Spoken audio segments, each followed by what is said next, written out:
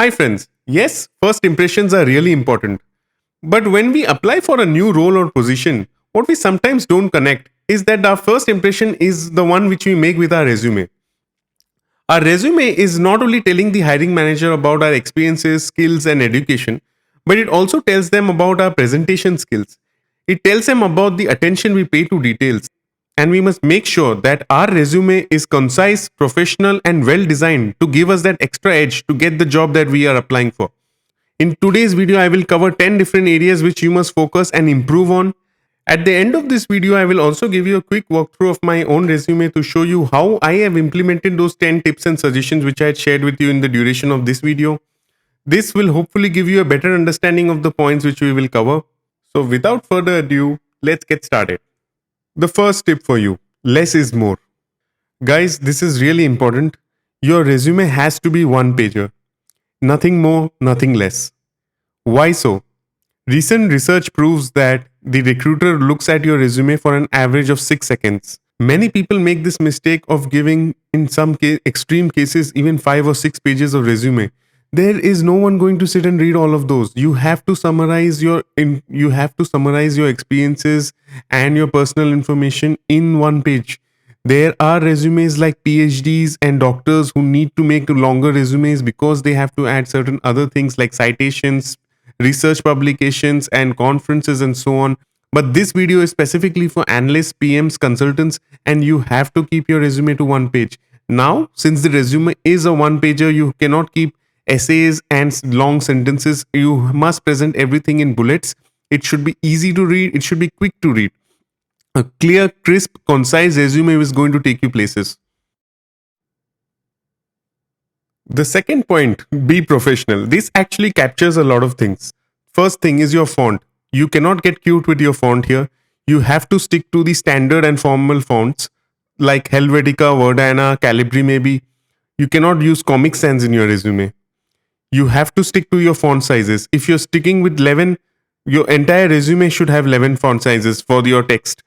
Of course, headings, subheadings can have different sizes, but you have to be uniform in your sizes. You cannot have one bullet with say size 12 and another one with size 10. Show that uniformity. Number 3, your file format. It should be formatted as a PDF if you're sending it to your recruiter. Number 4, your file name.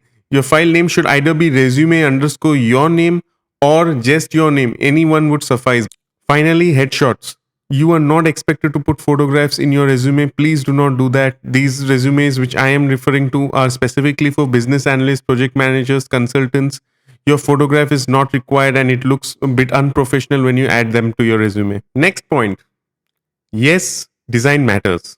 If you think that only the quality of your resume matters and it doesn't matter how you're going to present it, then you cannot be more wrong. This is going to give an indication to your hiring manager as to how you're going to be presenting stuff when you are going to be hired under him or her.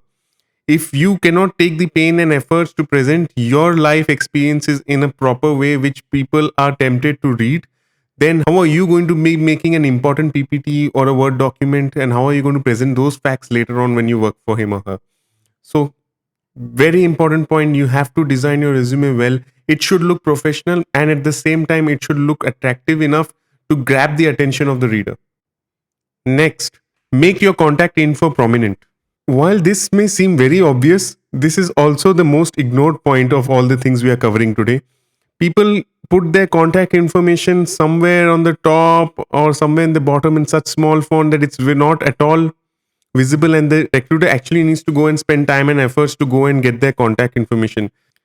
This does not make any sense. You are making your resume to get hired. For that, they need to be able to contact you. And for that, the most important thing apart from your experiences and education is to be telling them how they can contact you. There is often this confusion as to which one you should place first, your education or your experiences. My suggestion, unless you are a fresher, always experience first. Now, within work experience, few tips for you. Give more prominence to your role rather in your company. Use action verbs. If you're not sure what these are, you can Google them. Also, quantify wherever possible.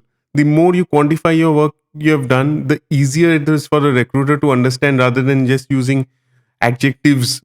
A statement saying that you have improved the efficiency of XYZ process by 25% makes A statement saying that you have improved the efficiency of XYZ process by 25% has a far higher impact than when you just say, I have improved the process efficiency of XYZ. Right after your experience, the next thing you must call out in your resume is your education. Yes, you have to call out your bachelor's and your master's degrees, but at the same time, you can also add certifications like CBAP, CFA, PMP, and any other certifications you have done. Again, a very obvious point, but also another one which is quite often ignored. Every job opening you see on LinkedIn or any other portal, it requires a specific set of skills. Most people do not call out and highlight their soft and technical skills on their resume. They expect the hiring manager to go through their experiences, education, and probably come to a judgment as to what skills they have. And if you have some skills which are actually going to be beneficial in the role you're applying to and you're not calling it out, you are just hampering your own chances. Please call out skills, soft skills, technical skills, both of them preferably, because this will give the hiring manager a very clear picture of what you will bring to the table. Next up, yes, we all must be humble in life, but your resume is not the place to be. I have learned it the hard way, and that is why I'm telling you this is not the place to be humble. Your resume is your opportunity to blow your own trumpet, and you must call out your achievements. It will show you as an ambitious and serious professional who aspires and wants to do well and has excelled in the past. The last tip I have for you, customize. To make a more significant impact, you will have to tailor your resume as per the requirements. One easy way to tailor your resume is to look at the job description. When you're applying for a new role, the job description will tell you what are the responsibilities which you will be expected to take on. You can connect and correlate with experiences you have already had in the past which are similar or same as what you are expected to do, and highlight those. It will not be possible that in one page you highlight all your experiences.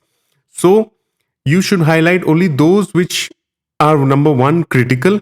They have made a huge impact in your professional career. Number two, yes, these are going to be very similar to what you're going to be doing in the future in this role. This way, you're going to tailor your resume specifically for the job. You're taking in those additional efforts, and I'm sure you will be rewarded for the same. Like I promised you earlier, I will now give you a walkthrough of my resume and also reiterate the points which we had discussed earlier.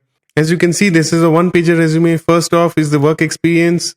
The role has been given more importance in the company. Yes, it helps to throw big names, but at the end, what matters more is what your role was within that firm. And you must highlight in bullets what you have done. Use action words: migrating, onboarding, responsible, created, performed, driven, delivered, collaborated.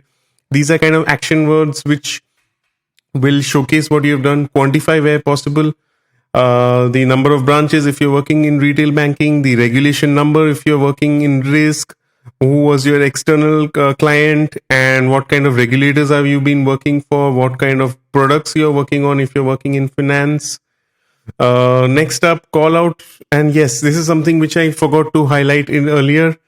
Everything within work experience, education, achievements, it should always be reverse chronological order. The latest one should come on top.